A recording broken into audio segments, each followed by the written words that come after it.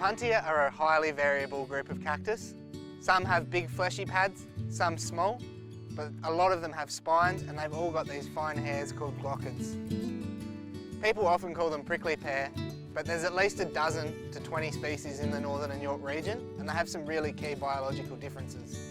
They were originally brought to Australia to fill cactus gardens as ornamentals and to farm carmine dye from a small insect called cochineal that grows on them, but they quickly escaped containment. Cactus like this wool cactus here have become a weed of national significance because they've got big fruit that are readily spread by animals, and any pads that break off spread and re-root easily. It's important to note that all Opuntia, with the exception of the Indian fig, are declared. It's illegal to sell, move or plant them, and landholders within the northern and York region have an obligation to control them on their land. Today I'm going to run through some of the control methods you can use to control Opuntia like this on your land. Mechanical control is a really good option for small infestations and small plants like this. It does run into the issue of what to do with the cactus once you've dug it up though. Any pads that are touching soil quickly reshoot, so chucking it in your red bin isn't a good option. We recommend burial under at least ½ metre of soil, burning, or placing somewhere where the cactus doesn't have contact to soil, placing them on a wire rack off the ground, at least until they're dried out. Then they can be disposed of as you would with rubbish. So there's two main methods of chemical control for Opuntia. The first is stem injection, where the herbicide's directly injected into the cactus pads using a drenching gun setup, like the one I'm using today.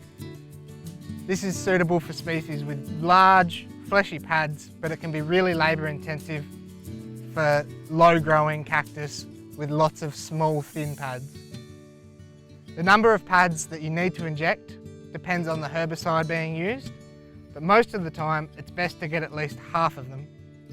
By injecting the pads at the top of the plant, the herbicide flows down through the plants, providing effective control. Landholders can arrange to loan an injector kit from our borough or Orroroo offices at no cost. Get in touch with your local office to see if you're in need of one. The second herbicide method of controlling cactus is spraying. There's a couple chemical options, and the PERSA Weed Control Handbook or your local landscape officer should be consulted. It's important to fully coat Opuntia as a single surviving pad can reshoot and form a new plant.